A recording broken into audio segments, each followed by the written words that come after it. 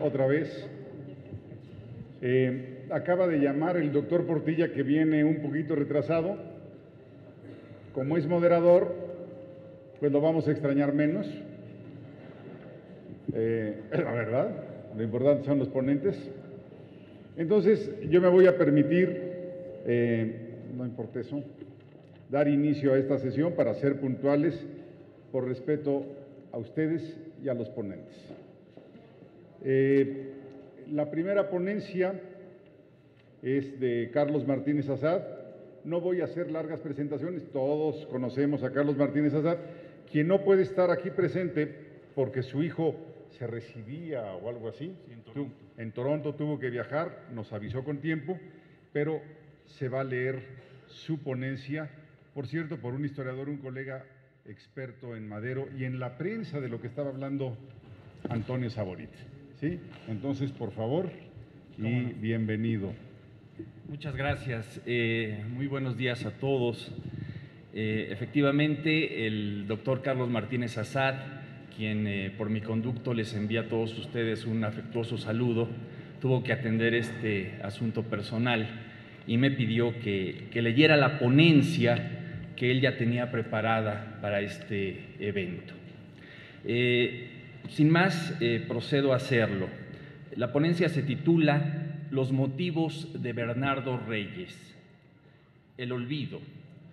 El 9 de febrero de 1913 dio inicio el golpe de Estado en contra del gobierno de Francisco I. Madero, encabezado por Bernardo Reyes y registrado por la historia como el Cuartelazo.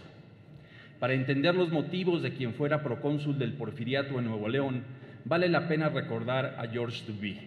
Cita: los acontecimientos son la espuma de la historia, burbujas grandes o pequeñas que estallan en la superficie en remolinos que se propagan a mayor o menor distancia. Fin de la cita. Esas huellas de la historia son vestigios múltiples que deben seguirse para entrar en la interpretación. Seguir una batalla o los combates es encontrar la información sobre el medio cultural y la influencia que ejercen lo imaginario y el olvido sobre una información. La historiografía mexicana se ha enriquecido con diferentes corrientes y teorías. Sin embargo, ha prevalecido una esquemática división entre los historiadores a favor o en contra de la historia oficial.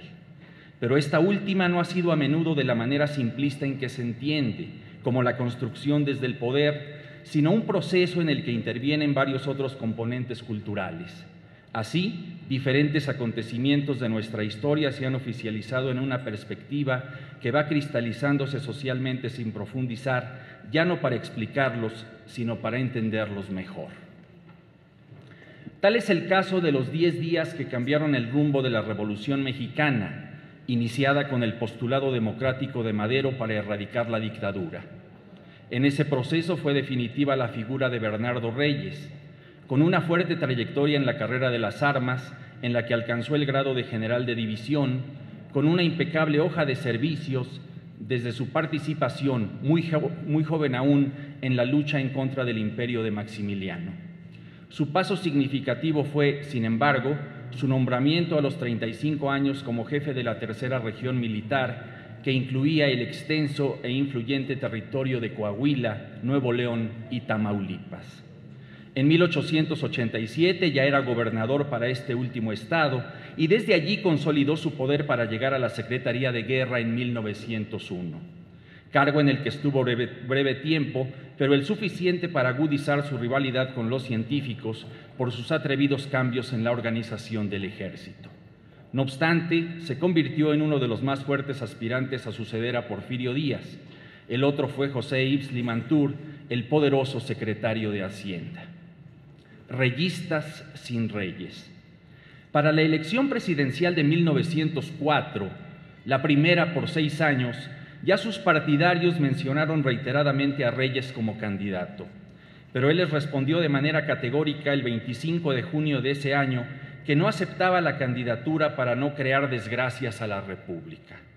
Tuvo que frenar a los clubes reyistas por lo que consideró los impunes ataques de los poderosos y diría tiempo después, cita: jamás acepté ser director ni las postulaciones tendientes a encumbrarme, porque comprendí que ello, dado el modo de proceder por los dominadores de entonces en las regiones oficiales, demandaba revolucionar, encender la guerra civil, que había de abrir paso a sangre y fuego a desgraciadas muchedumbres justificadas, contenidas por el vigor de un gobierno que empezaba a no ser respetado.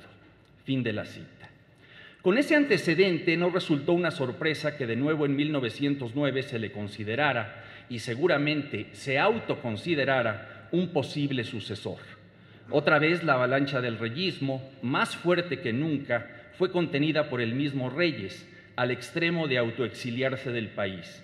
Aceptó una comisión militar de días en Europa, con lo cual auspició el ascenso de Francisco I. Madero, quien supo encauzar las inquietudes políticas de la oposición.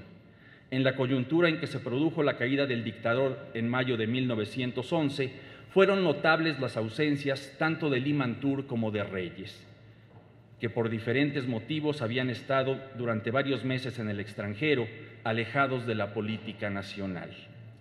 Cuando el maderismo avanzaba en forma arrolladora, Reyes decidió regresar a México a petición de Díaz, con el cual ya nunca se encontró.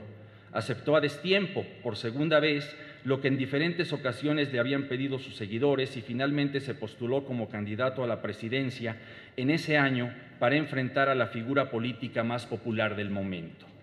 Hubo conversaciones e intentos de establecer alianzas. Sin embargo, las diferencias resultaban brutales entre la concepción civilista de Madero y la militarista de Reyes. Educados en ámbitos opuestos, el primero llegaba a la contienda con ideas modernas que se expresaban sucintamente en la democracia como vía para la transición. Optó por el civilismo para explicar por la crítica a las armas lo que había acontecido en México y hacer una propuesta para su futuro. Tal se desprende de su libro La sucesión presidencial en 1910, publicado al finalizar 1908, que en la primera versión ostentaba el subtítulo de El Partido Nacional Democrático, que él mismo suprimió en la segunda para alejarse en forma contundente de una posible alianza con los reyistas. Para Reyes, siguiendo las ideas en boga en Francia, el cambio político solo podía asegurarse por las armas, más cuando en México habían permitido la consolidación de la nación liberal, como lo evidenciaba la paz alcanzada en el país. Se colocaba del lado del Partido Liberal con su obstinación por el progreso y por una nueva identidad nacional, contraria al bando conservador, aferrado a la permanencia de las instituciones virreinales. Para él, Díaz fue la cabeza del nuevo ejército liberal y nacional, quien había garantizado la paz al hacerse del poder, según lo expresó en su capítulo sobre el ejército en la obra coordinada por Justo Sierra, México, su evolución social, publicado en 1900. El itinerario de esa irreconciliable relación fue narrada por el mismo Reyes cuando, luego de toparse con numerosos tropiezos en la campaña presidencial que inició en contra de Madero, tomó la decisión de renunciar y salir de nuevo del país hacia un destino desconocido. Reapareció casi al mismo tiempo de la toma de posesión de Madero como presidente. Dio a conocer en noviembre un plan político y un llamado a la insurrección en contra de quien acababa de asumir las riendas del poder. La justificación. En el extenso plan revolucionario que dio a conocer el 16 de noviembre en el rancho La Soledad, en Tamaulipas, se pronunciaba en contra de lo que llamó la imposición de Madero, quien, según él, había realizado toda la escala de las intrigas para perderlo. Asumía el plan de San Luis Potosí, aunque con el añadido de 16 puntos. Recordaba haber regresado al país en abril de 1911, cuando fue llamado por Díaz para ponerse al frente del ejército, y condicionó el encargo a la salida del grupo científico de la administración y a que le fueran otorgadas las facultades para transigir con la revolución, la que a su juicio estaba justificada. Reconocía que aunque la voluntad popular por mayoría aceptaba la candidatura de Madero, éste le conminó a postularse también, con la seguridad de que la campaña habría de hacerse dentro de la ley y teniendo en cuenta los vínculos amistosos que los ligaban. Pero los propósitos que se desprendieron de la reunión del 2 de agosto en Tehuacán, Puebla, no fueron respetados y la contienda se transformó en prisiones, desafueros, asesinatos y violencia en contra de sus partidarios. Lo que llamó la camarilla maderista fue apoyada por el gobierno provisional que encabezaba Francisco León de la Barra y los diputados y senadores pertenecientes al grupo científico. Entre los hechos aludidos, recordó los de la mañana del 3 de septiembre de 1911, cuando un grupo amplio de partidarios de Madero, que Reyes calculó en 3,000, se enfrentaron a sus partidarios en la avenida Juárez. Los apedrearon y sitiaron la casa en la que encontraron refugio en el centro de la Ciudad de México, según la versión que el oficialista El Imparcial dio al día siguiente. El mismo Alfonso Reyes anotó el mismo día, cita: «Escribo un signo funesto, tumulto político en la ciudad. Van llegando a casa automóviles con los vidrios rotos, gente lesionada. Alguien abre de tiempo la puerta de mi cuarto y me comunica las últimas noticias alarmantes que da el teléfono». Alfonso Reyes agregó: «Hace más de un mes que estamos así. Aún las mujeres de casa tienen rifle a la cabecera». Para concluir, contundente en alusión a toda su familia: «Estábamos amenazados de muerte». Fin de la cita. Para El Porvenir, un diario reyista, la acción había sido programada por Gustavo Madero, Jesús Urueta, Juan Sánchez Ascona y Camilo Arriaga, tal como Reyes lo afirmó meses más tarde, al recordar que el 19 de septiembre escribió al ingeniero Alberto García Granados, secretario de Gobernación, quejándose porque la policía no intervino para detener los desmanes. Al advertir que no contaba con las garantías para su supervivencia, el general Reyes decidió abandonar la contienda y salió del país el 28 de septiembre sin atender el llamamiento en contrario de sus seguidores. No tenía alternativa, luego que le fue negada por el Congreso de la Unión la prórroga del plazo señalado para los sufragios hasta que el voto de los ciudadanos estuviera garantizada. Esto fue definitivo para que el Partido Reyista y otros declararan que no concurrirían a los comicios. Por ello declaraba en su plan, cito: «Nula de toda nulidad la declaratoria que señala, respectivamente, para desempeñar la presidencia y vicepresidencia de la República a los ciudadanos Francisco I. Madero y licenciado José María Pino Suárez». Fin de la cita. La crisis de 1912. El general Reyes fue conducido a la prisión militar de Santiago Tlatelolco el 28 de diciembre de 1911 a las 8:50 de la noche. Después de que él mismo dirigiera 2 días antes desde Linares, Nuevo León, un telegrama a la Secretaría de Guerra y Marina en el cual solicitaba ser juzgado por el delito de rebelión. El general Reyes se sometía a las autoridades porque reconocía haber llamado a revolucionarios descontentos, al ejército y al pueblo para efectuar la contrarrevolución en los 3 largos documentos que hizo publicar. Pero al ingresar al país procedente de Estados Unidos, reconoció que no acudió ni un solo hombre, por lo que se percató del sentir de la gente y ante la imposibilidad de hacer la guerra, se presentó ante la primera autoridad municipal y el jefe de la Fuerza Rural, Plácido Rodríguez.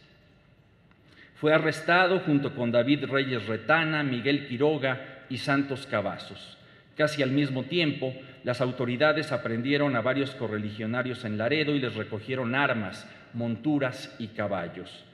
Por su parte, Reyes reconoció los trabajos realizados en sentido revolucionario en Sonora, Saltillo, Durango y hasta las inmediaciones de Matamoros, a lo largo del río Bravo hasta Agua Prieta, para resolver sobre la contravención a las leyes de neutralidad entre México y Estados Unidos.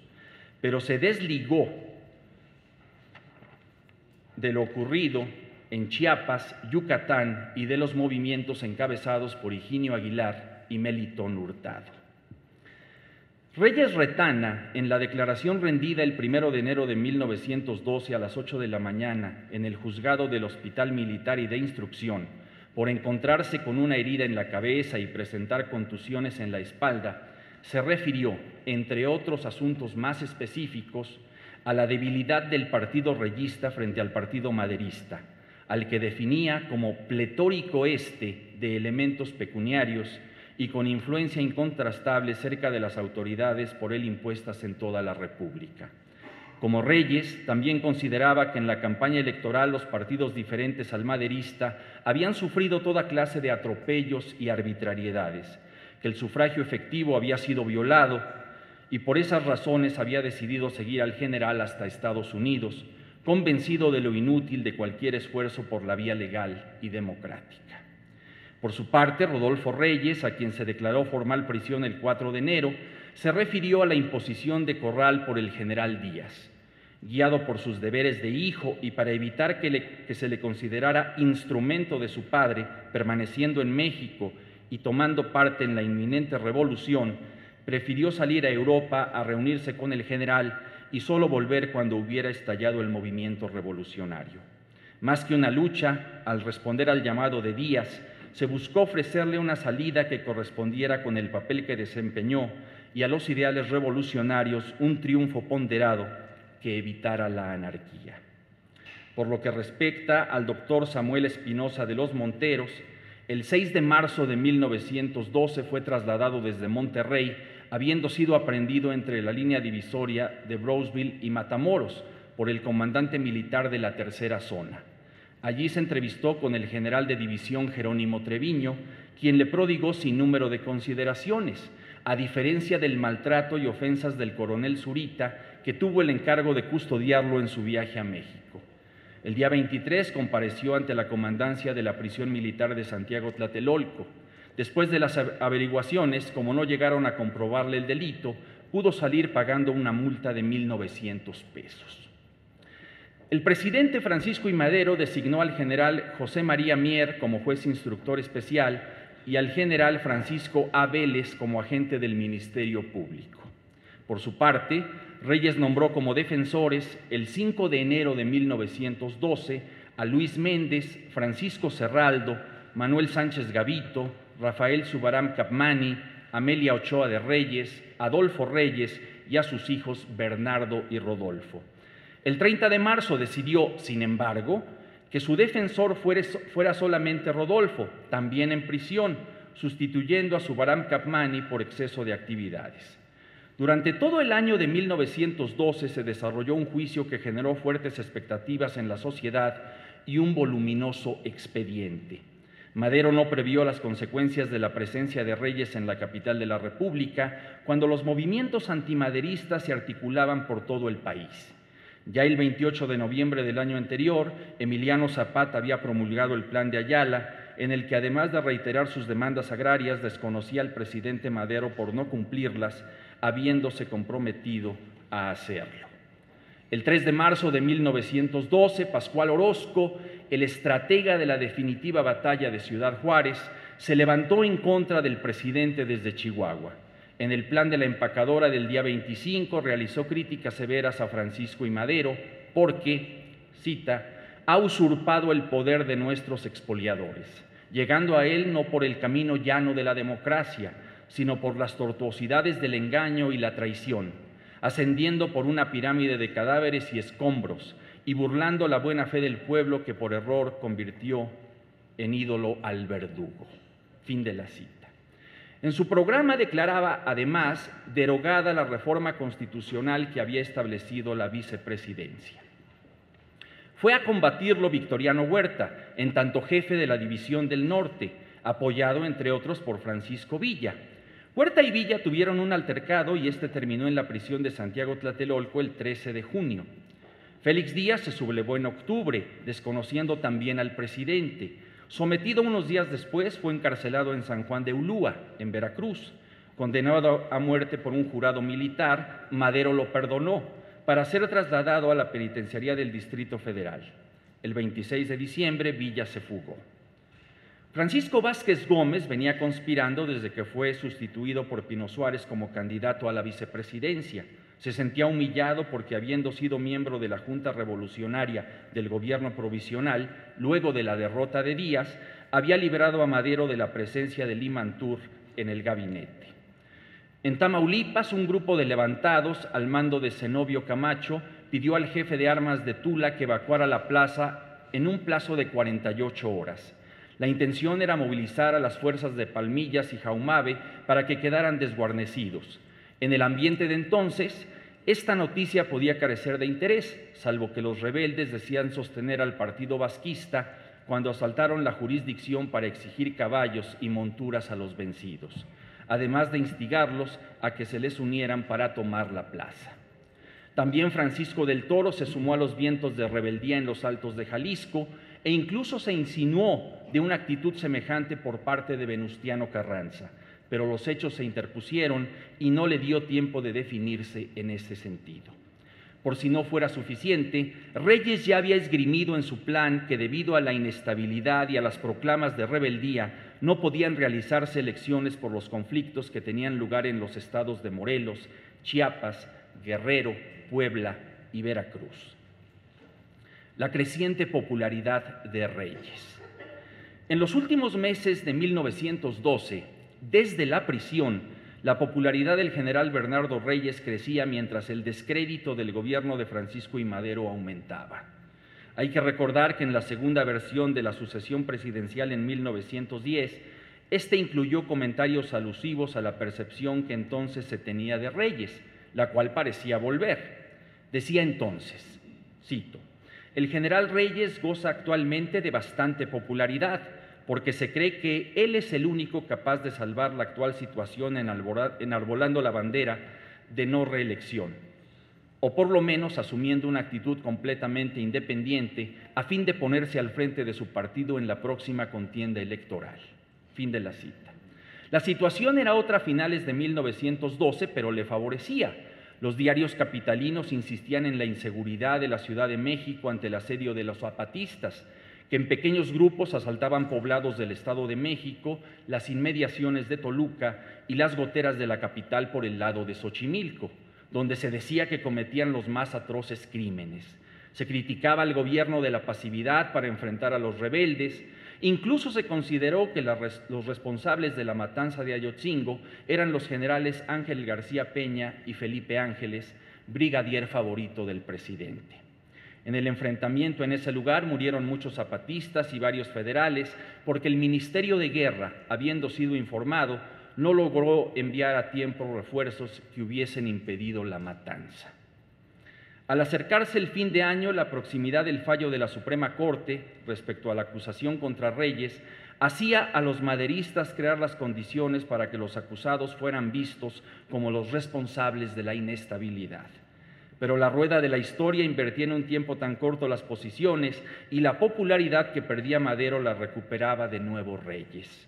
El diario El Intransigente de esas fechas mencionaba que el juicio del inculpado estaba lleno de irregularidades y que se habían mutilado las declaraciones rendidas por el procesado.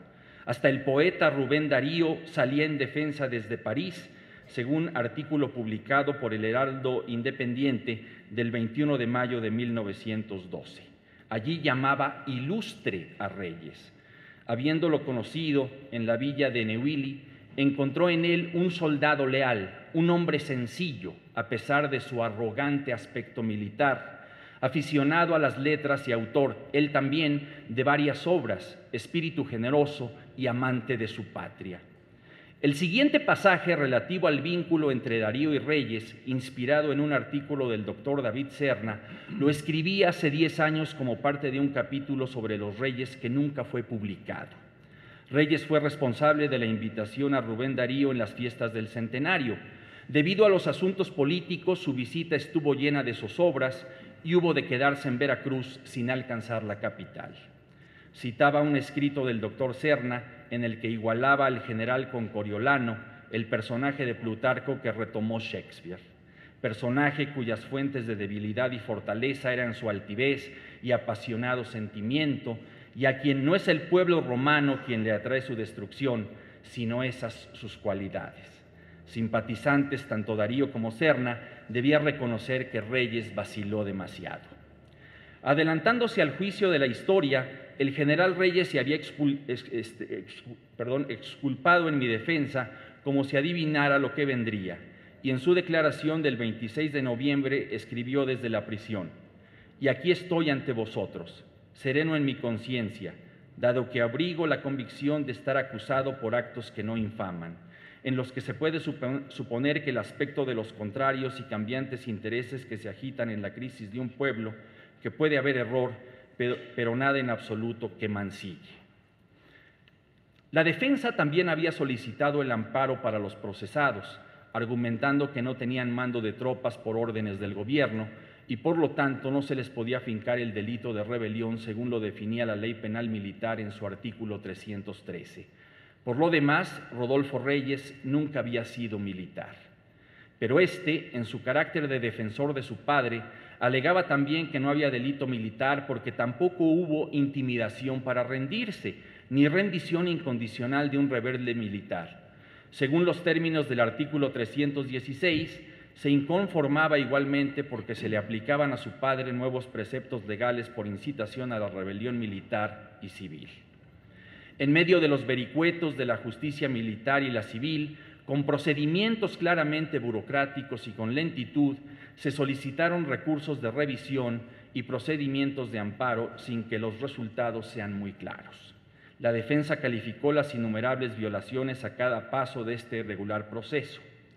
La salud del general Reyes se había mermado por el paludismo, por lo que la Secretaría de Guerra y Marina dispuso que fuese trasladado al cuartel del Batallón de Zapadores para cuidar su salud y recibir diariamente visita médica, medida que comenzó a cumplirse desde el 16 de febrero. La defensa, por su parte, continuó los trámites con el fin de conseguir el amparo y solicitó que fuese completada su hoja de servicios con información como la comisión que la Secretaría le había encargado en Europa entre 1910 y 1911, además de las condecoraciones otorgadas por el gobierno de Yucatán y la Corona Real de Prusia. Los procesos continuaron tortuosamente con la exhibición de materiales originales y con el recuento pormenorizado de los hechos, una y otra vez por parte de los acusados. El abogado Subaram Capmany se disculpó nuevamente por no poder atender el caso de Bernardo. Rodolfo mantuvo activamente la defensa y fue absuelto, aunque el juez le negó libertad absoluta. Mientras tanto, Bernardo Reyes seguía enfrentando su antiguo padecimiento.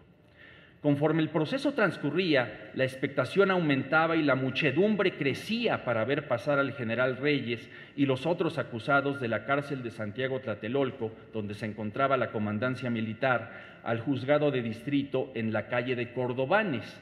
Esto provocó que se tuvieran que operar algunos cambios de última hora, como sucedió el 7 de septiembre de 1912. Ese día el general llegó a la penitenciaría a las 4:15 de la tarde en lugar de asistir al juzgado correspondiente, porque, cito, el señor juez Nagore, en vista de que todos los representantes de los periódicos mostraban grande interés por asistir a la diligencia, considerando que llamaría mucho la atención por la aglomeración de periodistas y fotógrafos, a última hora acordó que la diligencia se practicara en la penitenciaría, para donde citó al general Reyes. Fin de la cita. La presencia de tanta gente en las puertas de la prisión evidencia el interés que el juicio estaba tomando en la ciudad y aumentaba la popularidad que de nuevo adquiría el procesado. El año de 1912 llegaba a su fin y la suerte de Bernardo Reyes aún no se decidía, pero las entradas y salidas de la prisión, abogados, familiares, partidarios y amigos, le permitieron organizar, con la mediación de su hijo Rodolfo, el golpe que finalmente fue programado para la mañana del 9 de febrero de 1913. Doble paradoja. Aunque Reyes inició el movimiento para derrocar a Madero, los generales Manuel Mondragón, Félix Díaz y Victoriano Huerta lo culminaron en un sentido que aquel nunca esperó. De acuerdo con lo que siguió, Reyes no se equivocó respecto a la vía militar para alcanzar la estabilidad y el desarrollo del país, como lo habían ensayado los liberales en el siglo XIX. Baste recordar que luego del asesinato de Madero, el proceso democrático tuvo un largo paréntesis mientras los militares Venustiano Carranza, Álvaro Obregón, Plutarco Elías Calles y Lázaro Cárdenas ponían al país en el tránsito al desarrollo, pacificándolo y creando sus instituciones. Por el contrario, la democracia, la vía civilista por la que pugnaba Madero, tuvo que esperar casi un siglo. Muchas gracias por su atención.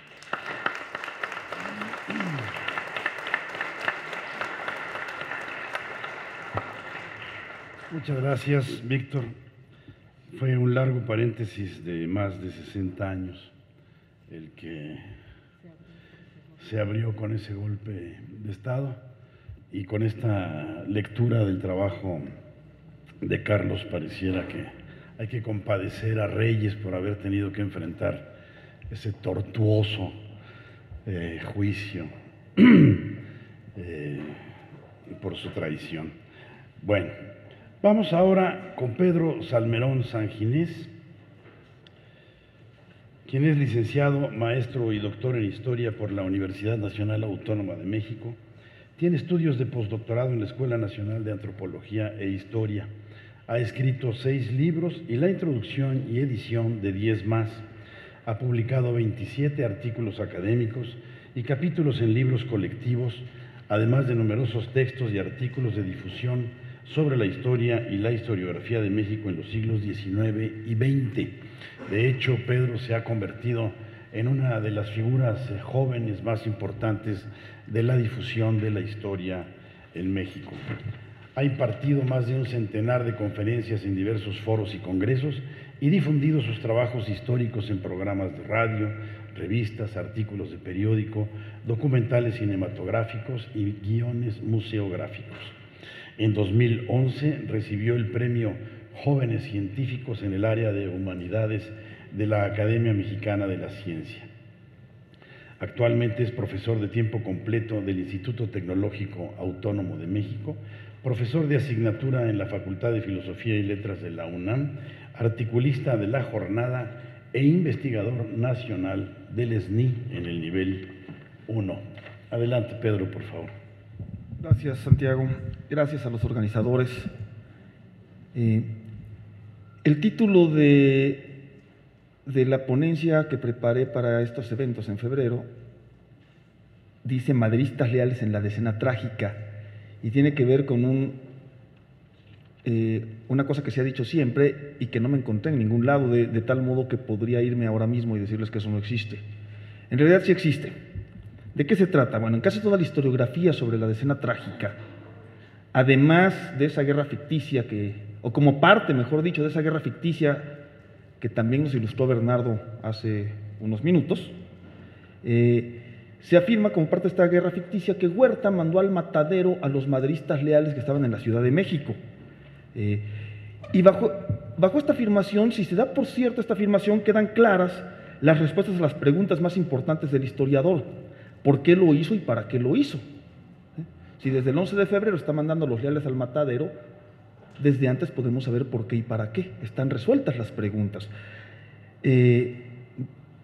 Podemos derivar de ello claramente que no sabemos si desde el 9 de febrero, como afirma el texto que hace rato nos leyó Bernardo, pero sí desde el 10 o el 11 ya estaba Huerta dispuesto a traicionar a Madero. Sin embargo, es curioso no encontrar en los testimonios respuestas claras a las preguntas previas. ¿Quiénes eran a las preguntas previas para llegar al por qué o para qué? ¿Sí? Tal como debe proceder el historiador. ¿Quiénes eran esos maderistas? ¿Cuántos eran? ¿Cómo, dónde y cuándo los envió Huerta al matadero? Debo confesar que en los archivos no he encontrado respuestas a ninguna de estas preguntas, salvo muy parcialmente, por lo que no queda sin ofrecerles una aproximación al tema. ¿Qué he encontrado cuando me he preguntado quiénes eran esos maderistas leales, cuándo atacaron la Ciudadela?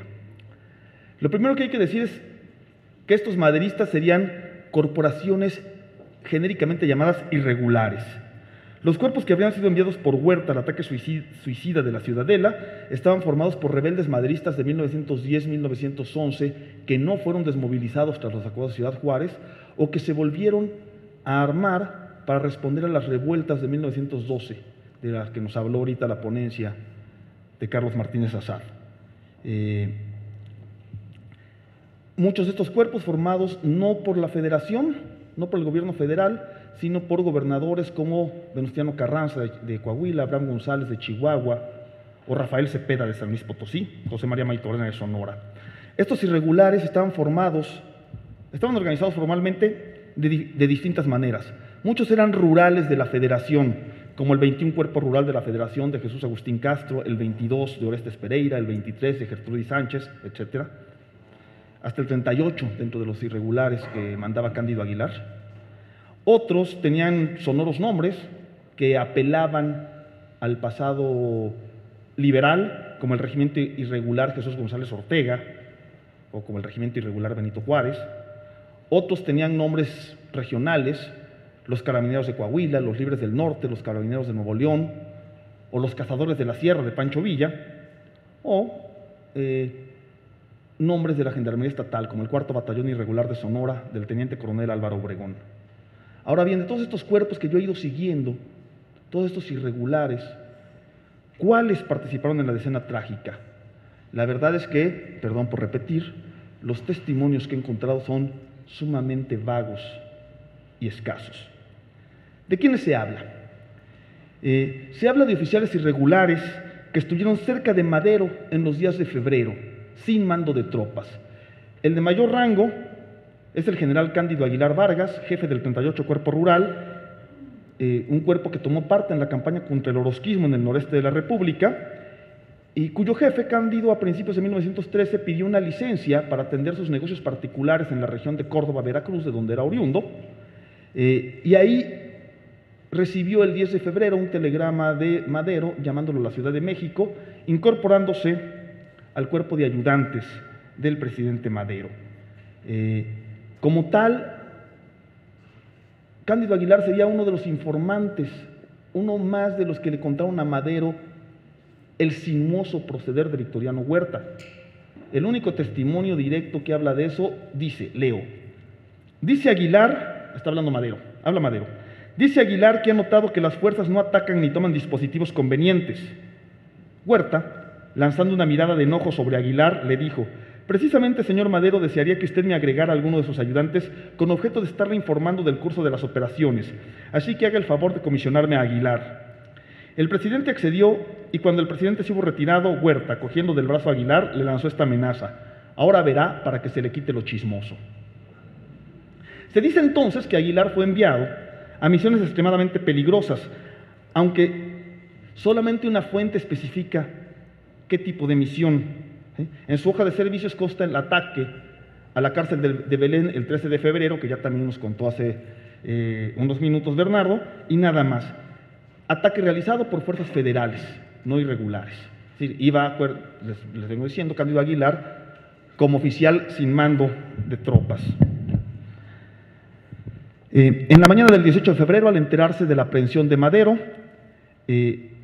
escapó en compañía del capitán Gustavo Garmendia hacia el norte del país para incorporarse a la revolución. Es todo lo que sabemos de lo que hizo Cándido Aguilar.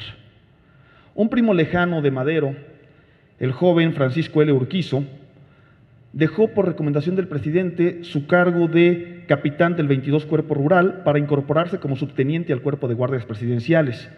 La aparente degradación era, en realidad, la entrada de Urquizo a un cuerpo privilegiado de oficiales y la cercanía personal inmediata con el presidente de la República. De modo que no dudó en abandonar su natal comarca lagunera para trasladarse a la capital de la República. De ese modo, Urquizo vivió al lado de Madero, o cerca de Madero, aunque como oficial subalterno, esos 10 días, y de hecho su testimonio es el único que habla puntualmente de irregulares en la decena trágica, puntualmente, ¿no? Muerto Madero, igual que Aguilar, Urquizo escapó como pudo para incorporarse a las fuerzas que estaban organizando su futuro suegro, don Venustiano Carranza. ¿Cuáles son los testimonios que ofrece Urquizo de ataques contra la ciudadela? Urquizo habla de un ataque frontal lanzado por la calle de Valderas el 11 de febrero, realizado por el 7º Batallón Federal, que era parte de las fuerzas de Felipe Ángeles, iniciado por Morelos y luego por Valderas el ataque. En ese ataque cayó el jefe del batallón, el coronel Juan Castillo, y numerosos soldados. Inmediatamente un cuerpo de rurales apostado en la Alameda recibió órdenes directas de lanzar una carga de caballería por la calle de Valderas, siendo masacrado. Repito, inmediatamente un cuerpo de rurales apostado en la Alameda recibió órdenes directas de lanzar una carga de caballería por la calle de Valderas, siendo masacrado. Este es el único testimonio que dice cómo, cuándo y dónde atacaron rurales. Sin embargo, para Urquizo, así como para Adolfo Gili en un libro recientemente publicado, creo que ayer, no hace una semana, al enviar al 7º Batallón al Matadero, Huerta empezaba a actuar como parte de la conspiración, que buscaba separar a Ángeles de sus soldados y mermar las fuerzas de Ángeles. De hecho, hay un conflicto entre los soldados de la columna de Ángeles por la muerte del coronel Juan Castillo, que era muy popular entre la tropa. Por otro lado, los rurales enviados a caballo desde la Alameda contra la fortaleza, comillas, con su típico traje de charro, eran probablemente más bien rurales de los anteriores en virtud del uniforme. Los rurales porfiristas usaban el vistoso traje de charro, como todos podemos ver, si entre las fotos de la escena trágica estuviera aquí la del asesino material, la más conocida foto del asesino material de Madero, el capitán Francisco Cárdenas, veríamos ese traje alamarado, ¿sí? Y los rurales de origen maderista en general, casi todos norteños, vestían de caqui. El uniforme me hace pensar que probablemente ni siquiera esos fueran rurales maderistas. No lo sabemos, no hay más testimonios. Otros testimonios directos ubican en aquellos combates al segundo regimiento de carabineros de Coahuila, del coronel Gregorio Osuna, en el que militaban oficiales como Alfredo Elizondo y Francisco Murguía. Este cuerpo también participó en la campaña contra el orosquismo en el noreste de la República y, según testimonios muy vagos, llegaría a la capital de la República en los días del cuartelazo, el 10 o el 11 de febrero, y sería diezmado por los defensores de la Ciudadela en estos ataques. Sin embargo, no sabemos, no he encontrado ningún documento que nos diga cuándo atacó, dónde atacó o si atacó el segundo cuerpo de carabineros de Coahuila. Y peor aún, la existencia o al poner a Francisco Murguía y a Alfredo Elizondo en los ataques a la Ciudadela, permiten a un historiador militar, uno de los pocos que no se ha leído tampoco, similar a los que mencionó Bernardo hace rato, Gustavo Salas Loyo, decir que no existieron estos ataques porque hay evidencia documental de que Francisco Murguía y Alfredo Elizondo estaban con comisión militar en ese momento en el estado de Tabasco. Y dice Salas, no podían estar al mismo tiempo en Tabasco y atacando la Ciudadela. Y de hecho, los documentos que existen en el archivo de la defensa y los expedientes personales de estos tres oficiales, Osuna, Murguía y Elizondo, no tienen una sola mención a su participación en la escena trágica, y es un hecho que Murguía llegó solo a Coahuila para incorporarse a la revolución y que Elizondo llegó con un puñado de oficiales a Michoacán a incorporarse a Gertrudis Sánchez.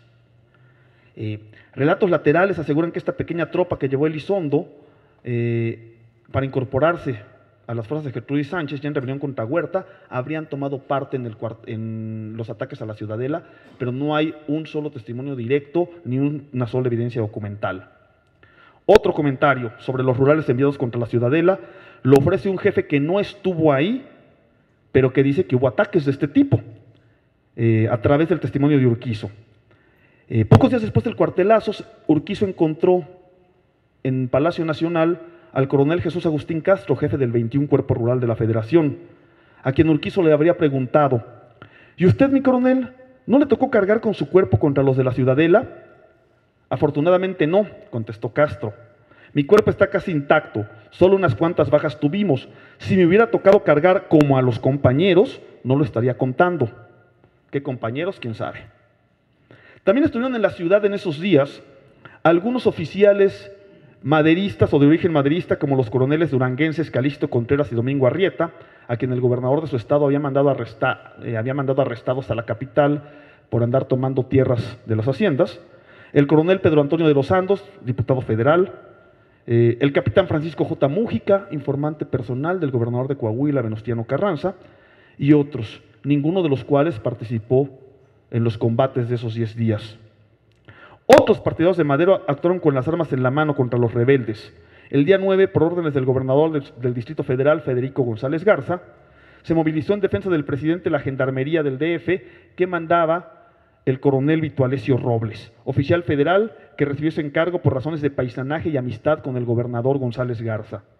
El 18 defendieron al presidente, matando a los primeros oficiales que intentaron aprenderlo, 2 de sus ayudantes, también oficiales de carrera, el mayor Federico Montes y el capitán Gustavo Garmendia.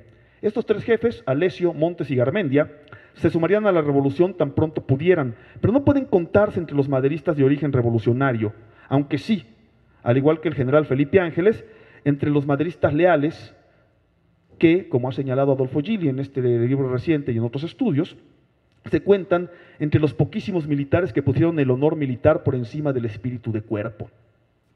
Eso es todo. Los restantes cuerpos irregulares, cuya lista he venido haciendo a lo largo de estos años, permanecieron aquellos días en sus posiciones y la mayoría de ellos se levantaban en armas contra Victoriano Huerta, algunos desde el mismo 18 de febrero, como las fuerzas que mandaba Eulalio Gutiérrez, y otros en los días siguientes. ¿Quiénes, pues, estuvieron en ese matadero? Estos son otros de los datos que Madero debía tener en cuenta para destituir a Huerta. Una observación, un par de observaciones finales.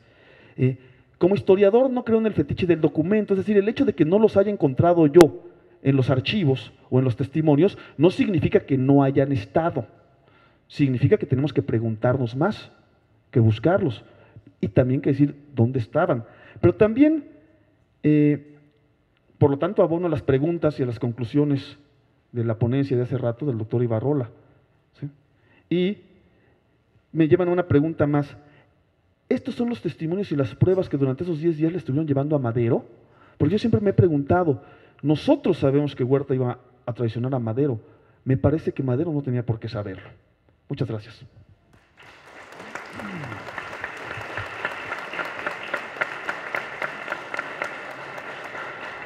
Muchas gracias, Pedro. Se dice también, y te preguntaría yo si hay algún testimonio que hayas encontrado documental, que Huerta incurrió en esta práctica, digamos, de traición contra fuerzas leales al maderismo. De hecho, con las fuerzas irregulares de Madero que se habían quedado en Coahuila y en Sonora cuando luchaba contra Pascual Orozco. Incluso se habla de una maniobra en donde él mandaría a estas tropas maderistas por delante y desde atrás los bombardearía con su propia artillería. No hay tal. De ninguna manera, no, eso no ocurrió. No ocurrió. Es otro mito antihuertista. Sí, bueno. Pero en todo caso están hermanados, son, digamos, de la misma naturaleza. Bueno, muchas gracias. Pasamos ahora con Josefina MacGregor Gárate. Josefina es doctora en Historia por la Facultad de Filosofía y Letras de la UNAM y actualmente, ¿desde hace cuántos años, Josefina? Profesora de tiempo completo. No decimos. Desde hace poco. Titular sede en la misma facultad. Ha impartido cursos breves sobre temas específicos en otras instituciones, como esta, el INERM, la Universidad de Colima, la Universidad de Zacatecas, el Museo Sumaya, entre otras. Se encuentra en prensa una publicación colectiva que consta de 3 libros, realizada bajo su coordinación, que lleva por título Miradas sobre la Nación Liberal, 1848-1948, Proyectos, Debates y Desafíos. Otras publicaciones suyas incluyen Belisario Domínguez, Moral y Ética, Impronta de Vida y Revolución y Diplomacia, México y España, 1913-1917, además de un buen número de artículos y capítulos en libros. Adelante, Josefina, por favor. Gracias, Santiago. Buenas tardes. Mi ponencia se titula Victoriano Huerta y la catorcena trágica, o lo que es lo mismo, cuando se tiene la sartén por el mango. Tomo un epígrafe de las memorias apócrifas de Victoriano Huerta.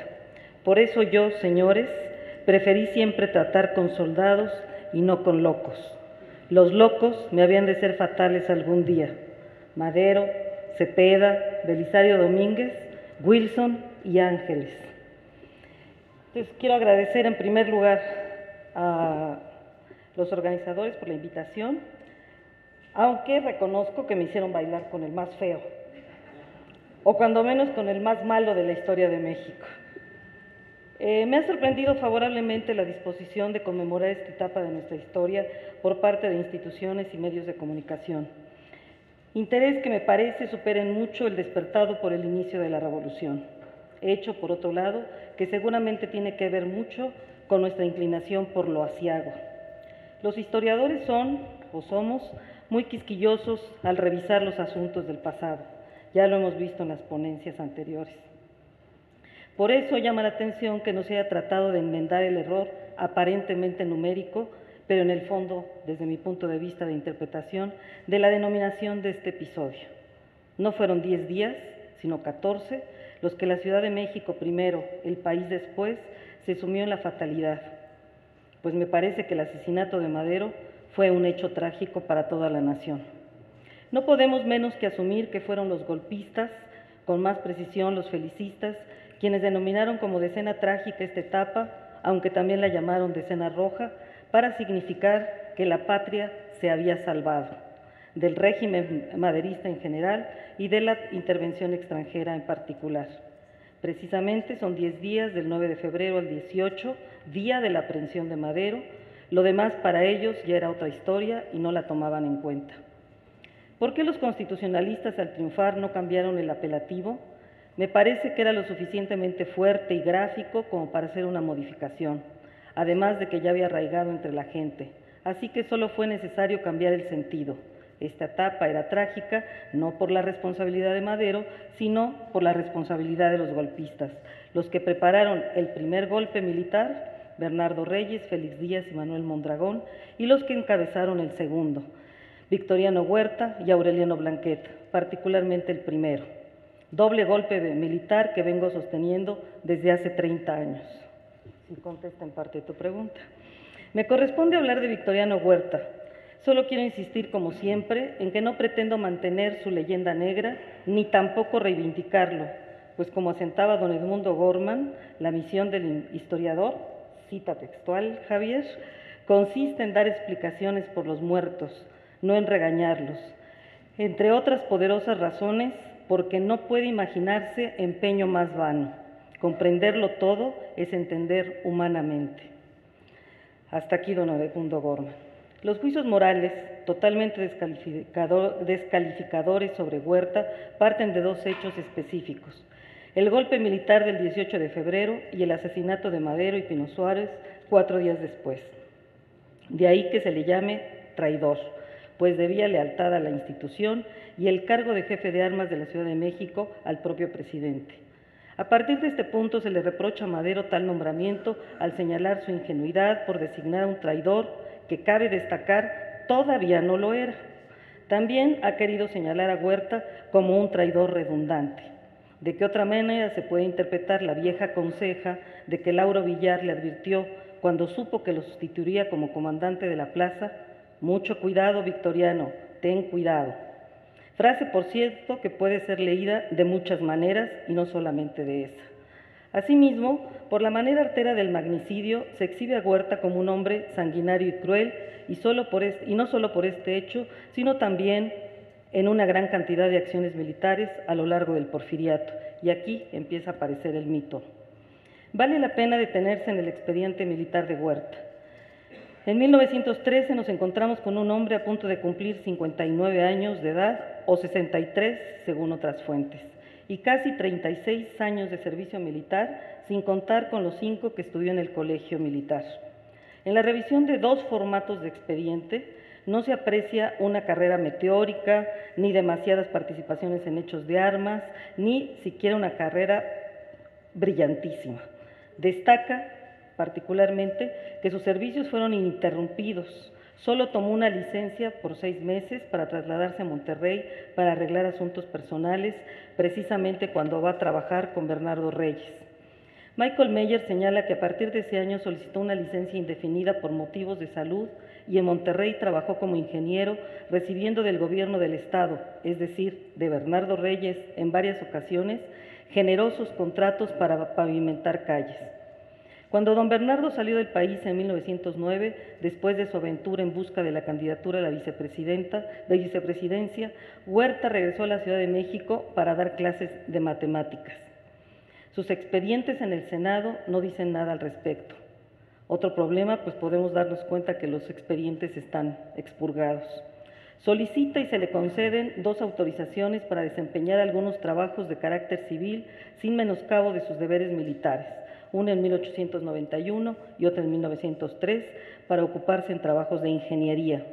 Asimismo, debe señalarse su prolongado trabajo en la Comisión Geográfico-Exploradora, desarrollado particularmente en la zona de Veracruz, Tlaxcala y Puebla, que incluía trazo de caminos, deslinde de terrenos, prácticas en el Ferrocarril Nacional Mexicano. De ahí que reciba las cruces de constancia por 25, 30 y 35 años de servicios. Las participaciones militares más señaladas que podemos constatar son la de Nayarit de 1879 y la de Sonora, estas sin trascendencia, pues no tuvieron repercusiones para su carrera, las de Guerrero, Yucatán, Morelos y Chihuahua, las 4 exitosas. La de Guerrero, en 1891, le acarreó reputación como hombre rudo y disciplinado. Él arreglaba las cosas o por las buenas o por la fuerza. Su desempeño contra los mayas en 1901-1902 le mereció el ascenso a general de brigada por sus méritos en campaña y 2 condecoraciones, la del mérito militar y otra creada ex profeso por el estado de Yucatán. En Morelos, en 1911, cuando trataba de desarmar a las fuerzas zapatistas, tiene desavenencias con Madero.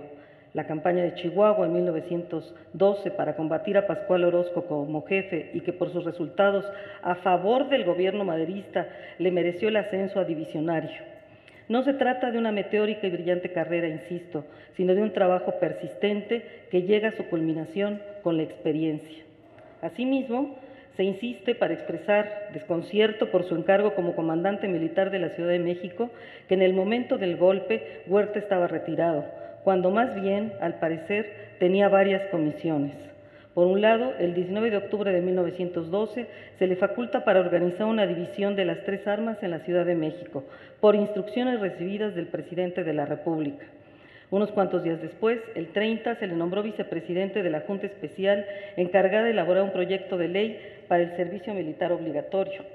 Y por otra parte, al cesar como jefe de la División del Norte el 23 de diciembre, se le designó por disposición del presidente de la República, presidente de la Junta Superior de Guerra, para que, con el personal indispensable de oficiales, continuara la historia de la campaña que le había sido encomendada el 30 de marzo, para que la Secretaría de Guerra pudiera discernir las recompensas a que había dado lugar dicha campaña.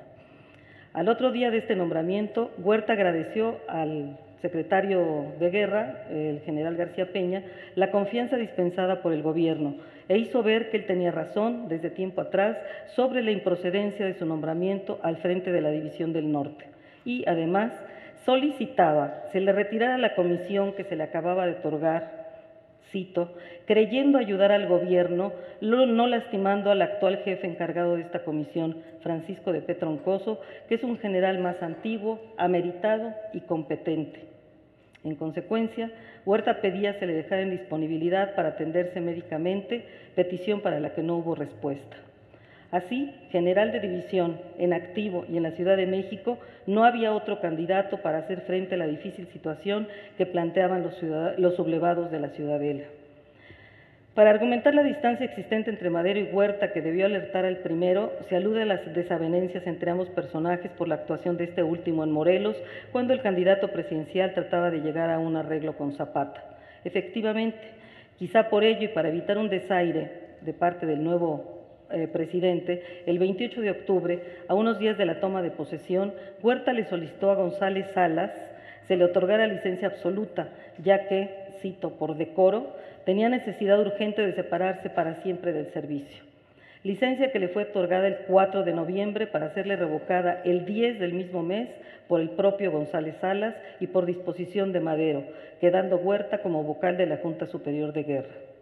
Ahora bien, tal vez también tuvo que ver para tal solicitud el hecho de que Madero no le había respondido una carta suya del mes de octubre y que publicó la prensa, seguramente por decisión de Huerta.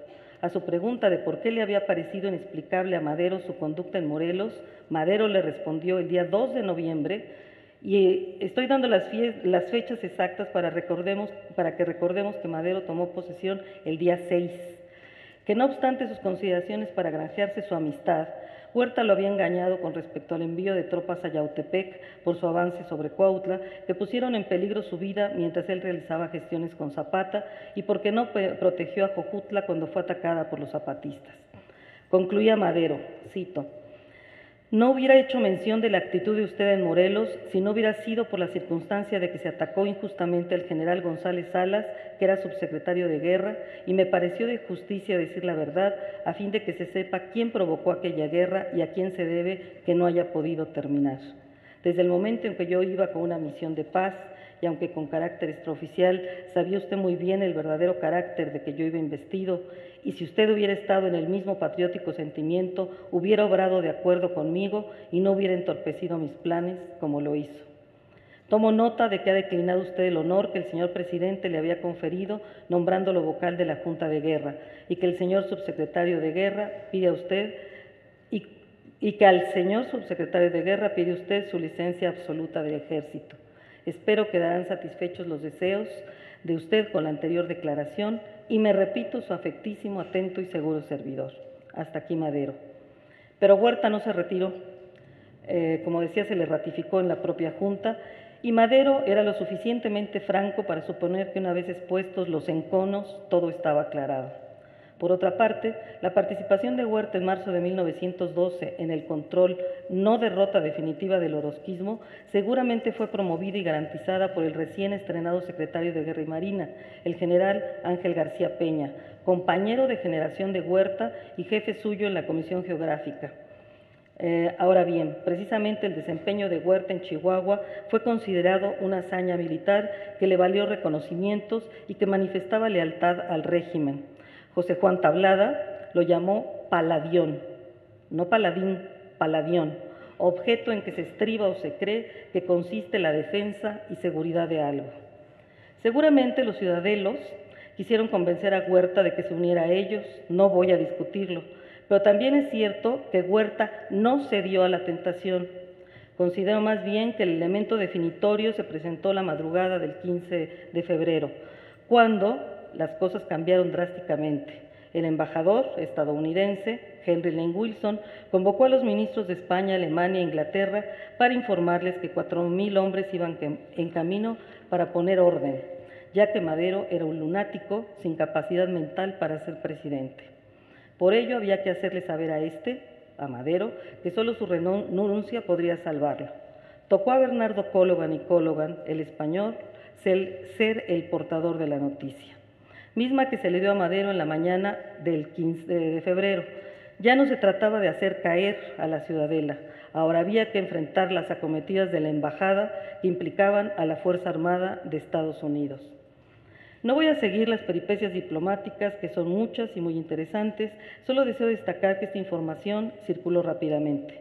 Un grupo de senadores se reunió con el secretario de Relaciones Exteriores, Pedro Lascurain, quien les hizo saber las noticias propaladas por Wilson, comisionado por el propio Madero para dar esta información, y también acudieron a plantearle a Madero su dimisión. No obstante que este pudo mostrar al propio Lane Wilson el telegrama que había enviado a Taft para informarlo de las amenazas de su embajador y le pedía evitar una conflagración de consecuencias inconcebibles, Lane Wilson no cambió su actitud ni redujo sus intimidaciones. Por lo demás, las condiciones ya estaban dadas. Los secretarios de Guerra y Relaciones Exteriores estaban inmiscuidos en el asunto y eran los intermediarios de las amenazas. Los legisladores estaban abiertamente por la renuncia, era un grupo reducido, como ya se comentó, pero eran alrededor de 25 senadores, y Huerta tenía el mando militar. Y por la otra cosa que había que aclarar es que los senadores tenían injerencia por la definición de la política nacional diplomática. Era su oportunidad incluso para aprovechar estas condiciones. Como lo haría más tarde durante su gobierno, el día 18 en la mañana le ofreció al presidente de la Suprema Corte de Justicia, Francisco Carvajal, poner las armas a su disposición, pero este respondió que no representaba a la Corte ni estaba autorizado para hacer arreglos. Parecía que en este momento todavía Huerta quería delegar la decisión. Los sucesos fueron concatenándose, pues se sumaron a la reunión García Peña y los senadores partidarios de la resignación, que se consideró patriótica, Madero tuvo en sus manos la respuesta de Taft en la que se negaba el peligro de la intervención. Sin embargo, un reporte, y quiero insistir en este reporte, del agregado militar en la Embajada de México en Washington al general García Peña, daba a conocer un boletín del Departamento de Guerra en el que el general Marion Maus daba cuenta de que 4.500 hombres estaban listos en Newport para hacer servicio expedicionario, y del boletín del Departamento de Marina, en donde se decía que estaban destinados a Veracruz los buques Vermont y Nebraska, el Virginia Tampico, y a los puertos del Pacífico el South Dakota y Colorado y el Georgia. Además de especificarse la capacidad de los barcos y los días de llegada a los puertos mexicanos, entre el 14 y el 16 de febrero se agregaba, cito, el Estado Mayor tiene listos 4 transportes. En caso de hacerse necesario enviar más tropas, partirán probablemente de Galveston, Texas, y será una parte de las tropas que han patrullado en nuestra frontera norte. Hasta aquí la cita. Así, el argumento que decidiría la defección de Huerta estaba en el ambiente.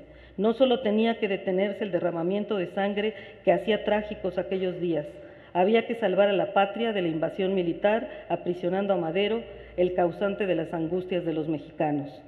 Después de las aprehensiones de los mandatarios y sus más fieles seguidores, Huerta lanzó un breve manifiesto que firmó como encargado del Poder Ejecutivo. En él hacía saber que debido a las difíciles circunstancias prácticamente de anarquía por las que atravesaba el país, muy particularmente las de la Ciudad de México en los últimos días y que eran ocasionadas, cito, por el deficiente gobierno del señor Madero, había ocupado el Poder Ejecutivo y mantenía prisionero al presidente y su gabinete. Decía que esperaba que las cámaras se reunieran para resolver la situación y hacía un llamado para que, después de que se diera una solución, se conciliaran los ánimos y todos trabajaran unidos en favor de la paz. Desde la perspectiva huertista, la vida nacional dependía de lograrla, pues planteaba el problema como un asunto de vida o muerte para el país. Dadas las circunstancias, es muy probable incluso que también se hubiera podido echar mano a los hombres de la Ciudadela. No lo sabremos hasta que no se haga un riguroso análisis militar, pues recuérdese que Guillermo Rubio Navarrete informó que ni con los recursos de Aureliano Blanquet, recién llegado de Toluca, tenían posibilidades de recuperar la Ciudadela. Huerta debió sopesar los hechos para concluir, primero, que era mejor capitalizar para sí mismo el apoyo político de Reyes y el que pudiera considerarse felicista, que además quizá podría promover el de Porfirio Díaz, pues en última instancia Félix no era una figura destacada política o militarmente y su único mérito era ser sobrino del tío, y segundo, que no era conveniente provocar una escisión en el Ejército Federal de fatales consecuencias para ellos. Así, se llegó al acuerdo, insisto, si hubiera habido un arreglo anterior entre Huerta y Díaz, no hubiera sido necesario hacer un pacto, firmado el mismo 18 de febrero en la noche. Victoriano señaló que hizo prisionero a Madero porque era insostenible la situación del gobierno y por sentimientos de fraternidad nacional para evitar más derramamiento de sangre. Además, expresó a Díaz sus buenos deseos de que unidos salvarían la situación nacional. Por su parte, el sobrino aseguró que su movimiento no había tenido otra razón de ser que el bien de la patria.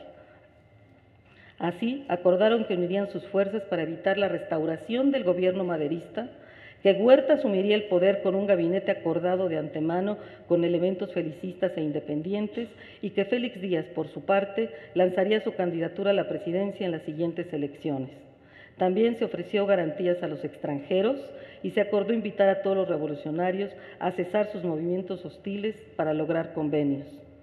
Además, los dos generales firmaron un breve manifiesto en el que hacían saber que el ejército, encabezado por ellos, había decidido unirse en un sentimiento de fraternidad para salvar a la patria, que en 72 horas a más tardar la situación quedaría resuelta, e invitaban al pueblo y a los bandos revolucionarios a unirse para consolidar la paz nacional, paz que, dicho sea de paso, ellos, particularmente Félix Díaz, habían roto.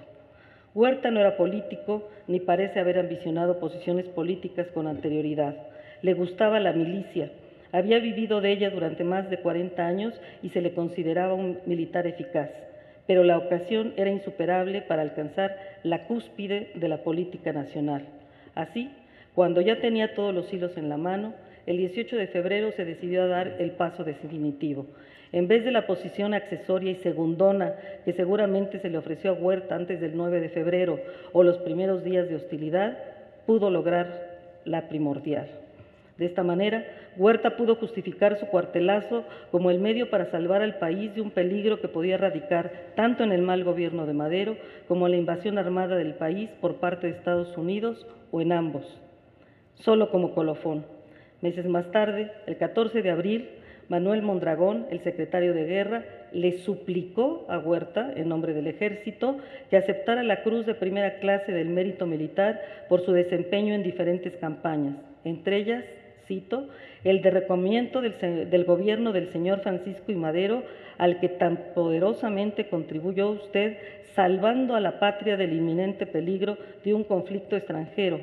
Es una acción distinguida y que por sí sola merecería la recompensa que nuestra ley señala para esos casos. Por eso se le llamó decena trágica, pues no incluía el asesinato de Madero. La catorcena nos permitiría considerar el peso que un magnicidio trajo para una nación. Muchas gracias.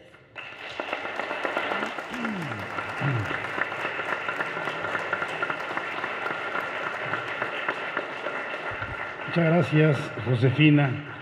Y bueno, yo creo que con lo que nos ha platicado Josefina, queda clara una cosa que mucho se achaca a Madero, que mencionaste, de que era ingenuo, que él sabía de la maledicencia y la mala fe de Huerta, etcétera, y sin embargo en ese momento jerárquicamente era el que le correspondía, no había otro. Cabe también señalar dos hechos, digamos, del azar que favorecieron a Huerta. El suicidio del general González Salas en Chihuahua, cuando Orozco mandó aquella máquina loca y mató a muchos de sus soldados, y el que haya sido herido de gravedad Lauro Villar, que era el jefe de la Plaza de México y que era leal a Madero. Estos dos elementos son los que de manera muy clara dan la causalidad en la historia de que Huerta haya podido llegar. La amenaza de la intervención es algo que también se dice que influyó en la posición de Porfirio Díaz para renunciar, porque había 20,000 soldados norteamericanos que se habían acercado a la frontera para proteger los intereses de sus inversionistas cuando la insurrección antirreeleccionista. Y lo que me extrañó, Josefina, fue que al final solo mencionaste como de pasadita el magnicidio, que es lo que le daría su verdadero sentido trágico a la catorcena. Y no hablaste de cómo fue que Huerta decidió asesinarlos. ¿Quieres otra media hora? ¿Me das media hora más? Porque sí lo decidió. Vaya, Por cierto, hoy se publica en el Milenio Diario un artículo de Carlos Tello Díaz hablando justamente sobre los hechos mismos del asesinato. Bueno, pasamos ahora, para terminar la mesa, a la intervención de Héctor Díaz Cermeño. Es licenciado, maestro y doctor en Historia por la UNAM. Tiene además la licenciatura en Educación Primaria y la maestría en Historia Universal por la Normal Superior. Es miembro del Sistema Nacional de Investigadores en el nivel 2 y es también PRIDE-D en la UNAM desde 2003. Ha sido acreedor a la Cátedra Especial Nabor Carrillo y los años 2011-2012 a la Cátedra José Vasconcelos. Gozó de la beca C.B. Smith de la Universidad de Texas en Austin. Obtuvo diploma y medalla Gavino Barreda en el doctorado por la UNAM. Ha publicado 8 antologías sobre México en el siglo XIX y 11 ensayos que incluyen traducciones al inglés, ensayos sobre la educación en México, la guerra entre México y los Estados Unidos, Antonio López de Santana y Aureliano Blanquet, de lo que nos va a hablar el día de hoy. Su penúltima publicación fue sobre la masonería como sociedad de ideas contrapunteada en el proceso de la independencia de Hispanoamérica y de México. Les recuerdo que Porfirio Díaz, Bernardo Reyes, Francisco I. Madero eran todos masones ¿verdad? Y el último, publicado en 2012, La polémica sobre los partidos políticos masónicos en la prensa de la Primera República Federal Mexicana, El Sol y el Águila Mexicana, 1824-1828. En prensa tiene otro sobre las oligarquías de intelectuales tras los bastidores de la educación superior, 1867-1933. Actualmente está en la Unidad de Investigación Multidisciplinaria y se desempeña como profesor titular C tiempo completo del área de México siglo XIX en la División de Humanidades de la Facultad de Estudios Superiores Zacatlán y es profesor de asignatura en la División de Posgrado en Pedagogía de la Facultad de Filosofía y Letras también de la UNAM. Por favor, Héctor. Gracias, muy amable por la presentación. Y antes de iniciar, quiero hacer mención especial del doctor Javier García Diego Dantán, que me hizo el favor de invitarme a participar en esta crónica de la decena trágica. El personaje que a mí me toca tratar es el de Aureliano Blanquet en torno a la decena trágica.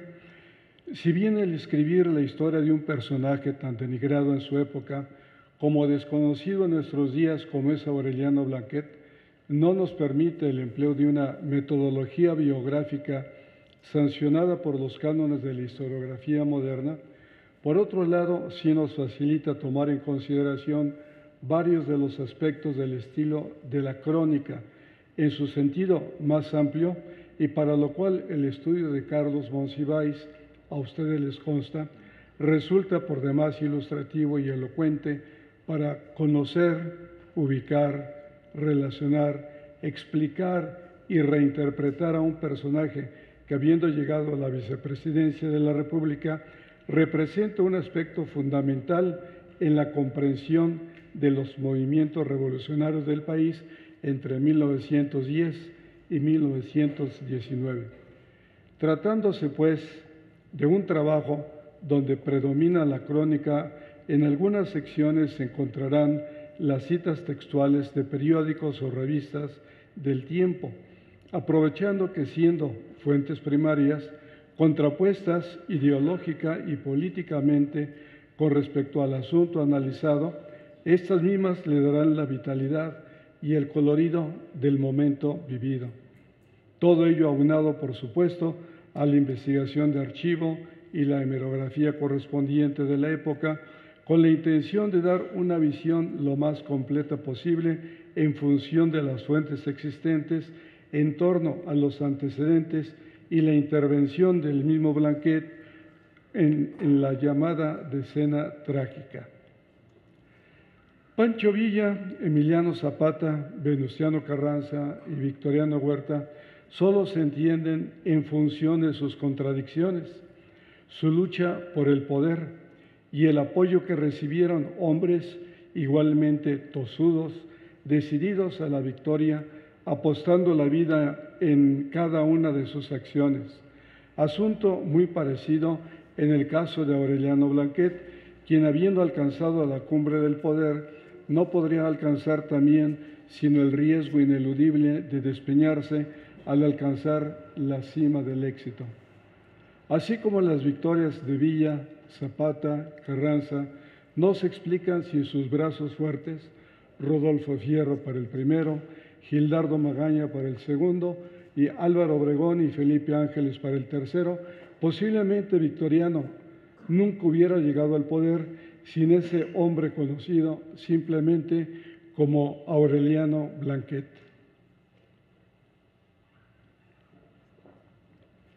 Ubicar a Blanquet significó en su época transformar en hazañas muchos de sus combates, o bien difamarlo cuando ingrata le resultó la rueda de la fortuna. Para algunos de sus compañeros fue parte de la escoria de la sociedad porfiriana y luego el cancerbero y asesino a sueldo del chacal Victoriano Huerta.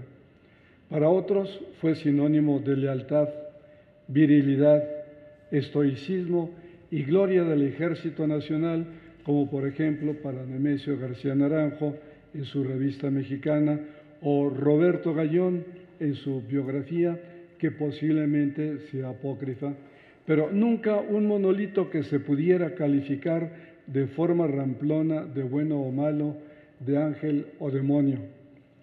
Al mostrar solo algunas de sus acciones, se encontrará lo cotidiano, lo costumbrista, la crónica en ocasiones prolija de su ir y venir, siempre obedeciendo órdenes del jefe en turno. La narración de los triunfos y derrotas en los combates que encabezó, la celebración de festejos del hombre encumbrado, glorificado y feliz, pero siempre temido y odiado, siempre leal al ejército federal al que juró lealtad, aún en medio del torbellino de las luchas por el poder desde 1863 y hasta su muerte en 1919. El manejo del embute por la prensa oficial de la época se convirtió en torno a nuestro personaje en un interés no tanto de confiabilidad por lo que se publicaba, sino que el pueblo se diera cuenta y se diera por enterado de la autoridad del gobierno en turno, por medio del cual se destacó la infalibilidad de los gobernantes, en tanto que estos ratificaban su credibilidad. Era obvio que de esa forma se compraba la prensa porque se temía al gobierno. Así el beneficiado se sentía importante y el donante reconfirmaba su mecenazgo, lo que en la prensa se mostró como espectáculo y que desde abajo se apreció como tal, desde arriba se manejó como moraleja, dejando sentir lo que pasaría a cualquier otro iluso anticarrancista. Desde el imperio y hasta el carrancismo, Blanquet siempre significó la imagen del soldado de 1000 batallas, temido, odiado y acosado por sus enemigos, así como el militar de excepción e indispensable, solicitado en los momentos más difíciles de la revolución por los hombres del poder: Benito Juárez, Porfirio Díaz, Francisco I. Madero, Victoriano Huerta y, finalmente, ya en el exilio, Félix Díaz. Ninguno de los hombres del poder en la época de Blanquet pudo permanecer en el mismo sin el acicate de la prensa sensacionalista que de un lado o del otro participó para apoyarlos o derrocarlos. Toda proporción guardada, si para Martín Luis Guzmán Rodolfo Fierro, el lugarteniente de Pancho Villa, fue el espíritu depredador y homicida de la revolución, Aurelio o Aureliano Blanquet fue para la prensa carrancista simplemente el cancerbero de Huerta, y para este último el brazo fuerte e incondicional, sin el cual, tal vez aunado a un sinnúmero de circunstancias, nunca hubiera llegado hasta la presidencia misma de la nación.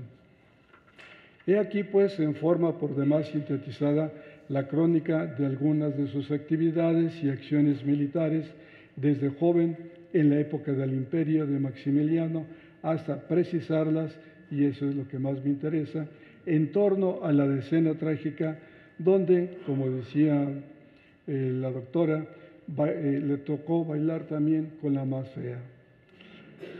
Blanquet nació el 31 de diciembre de 1848 en Morelia, Michoacán. Su padre le dio estudios de comercio en su propio hogar y la madre lo envió a los 12 años de edad a estudiar en el Colegio de San Nicolás en Morelia, Michoacán.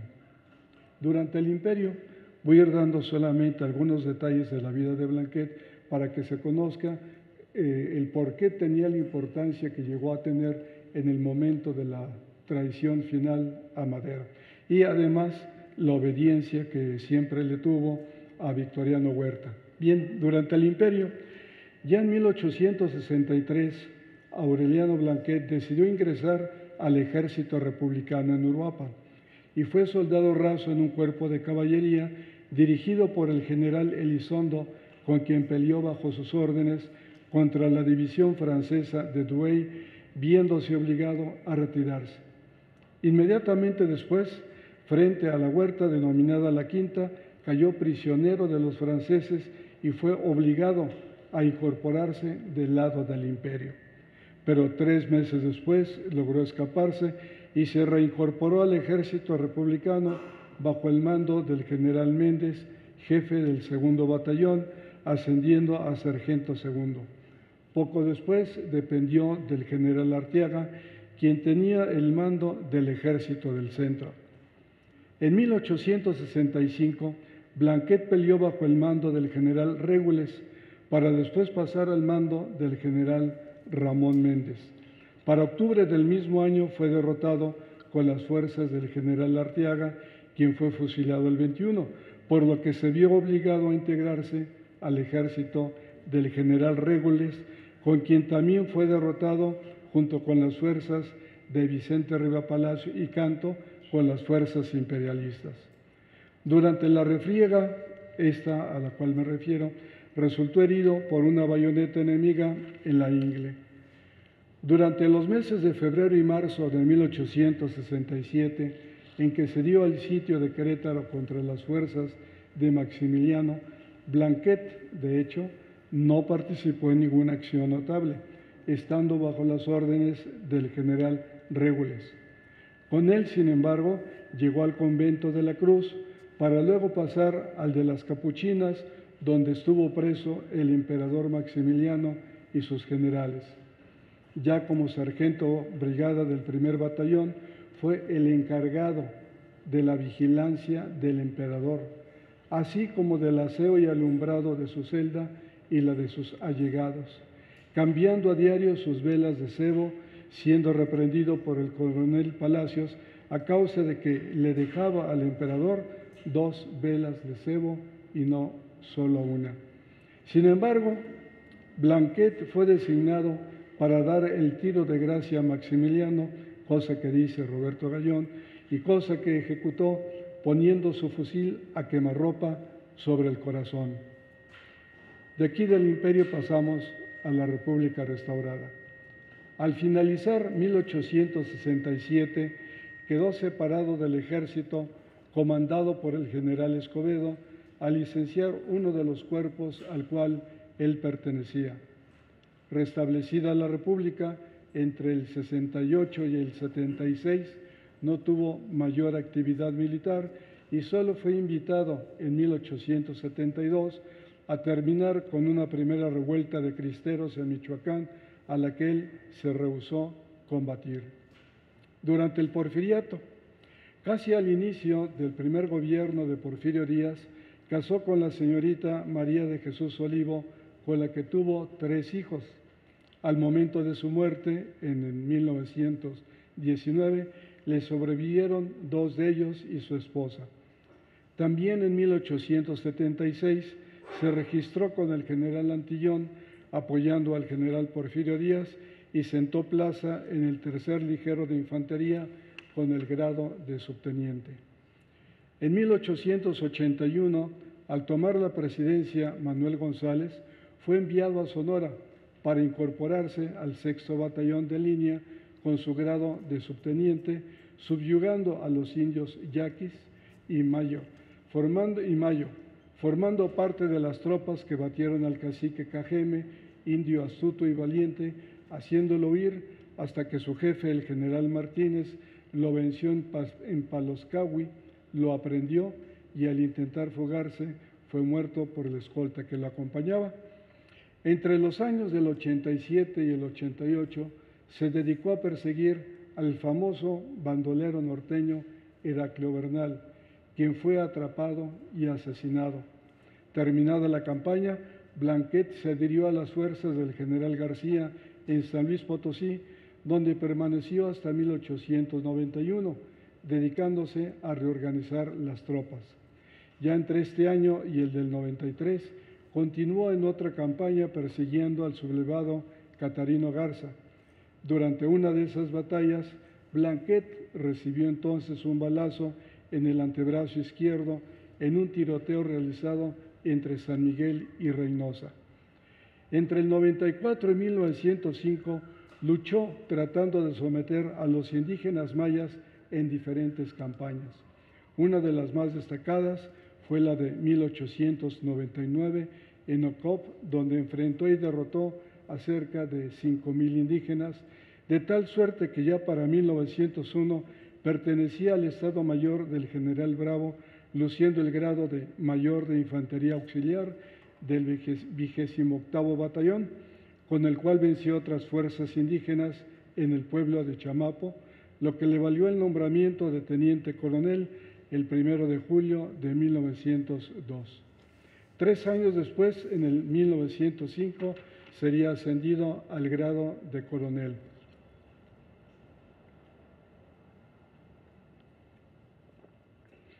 Para 1908, las fuerzas que comandaba recibieron la designación del 29º Batallón del Ejército, denominado por Felipe Ángeles como el Batallón de la Muerte, debido a la fiereza de sus integrantes.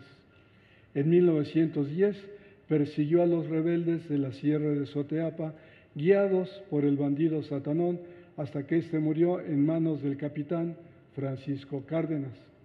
En septiembre ya participó en las fiestas del primer centenario de la Independencia Nacional en la Ciudad de México y luego fue enviado a Chihuahua a combatir a Pancho Villa, a quien derrotó en la Acción de la Cruz. Para fines del Porfiriato y ya con Francisco I. Madero entre 1911 y 1912. Durante el 1911 destacó en los combates de Teopojuma e Izúcar de Matamoros, donde venció a las tropas de los hermanos Zapata, Emiliano y Eufemio. No acababa de tomar el poder Madero cuando el 12 de julio Blanquet fue enviado a Puebla para combatir y vencer a las fuerzas exrevolucionarias. El 10 de agosto, Victoriano Huerta llegó a Cuernavaca para acompañar a Madero, reforzado por Blanquet y su 29º Batallón. A partir de entonces, Blanquet se vio involucrado en las intrigas de este contra Madero, quien a pesar de todo le hizo general brigadier de infantería el 13 de diciembre de 1911. Noble, ingenuo, llámenlo ustedes como quieran. Ya en 1912 formó parte del ejército del general José González Salas para combatir a Pascual Orozco en Chihuahua, quien se retiró de momento para luego regresar y vencer a Salas, quien siendo derrotado decidió suicidarse. En la retirada de Rellano, Blanquet resultó herido, por lo que fue a la Ciudad de México a curarse. El 29 de marzo, el mismo Madero le otorgó el grado de general de brigada y fue a visitarlo, y según un periódico de la época, regalándole su reloj de oro. Y Blanquet, ya recuperado días después, fue enviado a reforzar a Victoriano Huerta en el norte para cubrir la retaguardia, y con él mismo para el 23 de mayo pelearon contra Pascual Orozco, a quien derrotaron. Desde entonces, y en un breve lapso de tiempo, combatió y venció a Benjamín Argumedo, a Garea y a Flores. Así, el 11 de julio, Blanquet tomó la plaza de Santa María del Oro, en Durango, en contra de 3,000 revolucionarios. Antes de que terminara 1912, fue enviado nuevamente a Morelos, donde en combinación con Felipe Ángeles derrotó a los zapatistas nuevamente, en particular a Genovevo de la O, y dejando pacificada la región. Con motivo de sus gloriosas victorias, Blanquet mereció el honor de ser invitado personalmente por el presidente Madero a su mesa y a la ópera, eventos a los que no pudo asistir debido a varias acciones militares intempestivas del enemigo. Bien, llegamos al momento en que se considera el testaferro de Victoriano Huerta en la traición a Madero en 1913. De esta forma llegamos al funesto mes de febrero del año del 13. En ese entonces, la situación de Madero nunca había sido estable en los estados de Morelos, Guerrero y Oaxaca, por lo que se refería al sur de la República y a los zapatistas. Y en el norte tampoco le iba mejor con Pascual Orozco y Pancho Villa. Otra conspiración más le había surgido en Veracruz desde el mes de octubre del 12, encabezada por Félix Díaz, quien después de apresado en el puerto había sido trasladado a la prisión militar de Santa Cruz de Tlatelolco, donde coincidió con el general Bernardo Reyes, también encarcelado por su conato de revolución en el mes de diciembre de 1911. Por otro lado, Madero comenzó gobernando casi con el mismo gabinete de Díaz, sin la suficiente congruencia y energía necesaria que requerían los acontecimientos, lo que tornó más crítica su situación.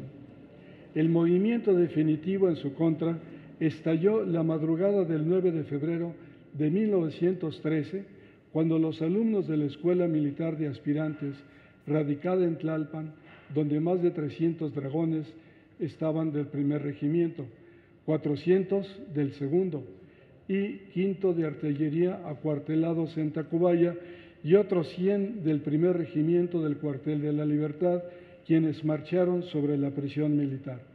Emplazando sus cañones y sin lucha, liberaron tanto a Félix Díaz como a Bernardo Reyes.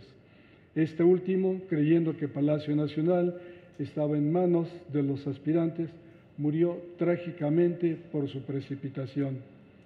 Entretanto, Félix Díaz con el general Mondragón hicieron capitular la ciudadela a la 1 de la tarde, encerrándose para allí defender las fuerzas del gobierno. Así la situación, el peor error de Madero fue nombrar en ese momento a Victoriano Huerta comandante militar de la plaza de la Ciudad de México, quien de inmediato mandó llamar a Blanquet. Este, conociendo perfectamente lo de que él se decía por esos días, envió un telegrama a Madero que decía: Cuartel General de Toluca, 10 de febrero, señor Presidente de la República, muy urgente, he sabido que en México se dice que he defeccionado. Protesto enérgicamente sobre esta falsa versión y ruego a usted que esta mi protesta se haga pública respetuosamente. Hay que subrayar, mientras tanto, que en los Estados Unidos, con la misma fecha de 10 de febrero, el St. Louis Republican decía falsamente que Blanquet, al llegar a la Ciudad de México, había rehusado enfrentar a Félix Díaz cuando todavía no entraba ni a la ciudad. Para no atrasarnos más y además calorcito, el sol ahora pesa mucho, voy a sintetizar más ya la última parte. Llega el momento en que Victoriano Huerta manda llamar a Blanquet a desayunar con él el día fatídico de la traición por la mañana. Blanquet le dice que no podía asistir de momento porque tenía otros compromisos y otros problemas que atender de mayor urgencia. Victoriano Huerta, de todos modos, le da la orden: ven para acá, y Blanquet se ve obligado a ir para allá. Obviamente que Blanquet sabía para qué le estaban llamando. Y en efecto, en esa noche, Victoriano Huerta le manda ir a Palacio Nacional para apresar a Madero. Va con él. Según Roberto Gallón, llega Blanquet y le ordena que se deje aprender. Según las memorias apócrifas de Victoriano Huerta, quien se adelanta a esa orden es el coronel Riverol, a quien mata uno de los acompañantes militares de Madero. Después de este asesinato, de inmediato entonces Blanquet ya entra en escena y le dice: quede usted aprendido, señor presidente, está usted en mis manos. A lo que Madero le contesta: ¿usted también? En fin, el caso es que queda apresado. Pocas horas después o un día después, como ustedes lo saben, eso está todavía muy discutido, Blanquet también es el que orquesta el que se le mande a la prisión, ¿sí?, en un automóvil. Y el automóvil, llegando a la parte trasera de la prisión, tiene algunos problemillas por ahí y es cuando lo asesinan. Pero finalmente se supone que bajo las órdenes directas de Blanquet. Por eso es considerado el gran traidor junto con Victoriano Huerta. En fin, hasta aquí le dejo. Les agradezco mucho su atención.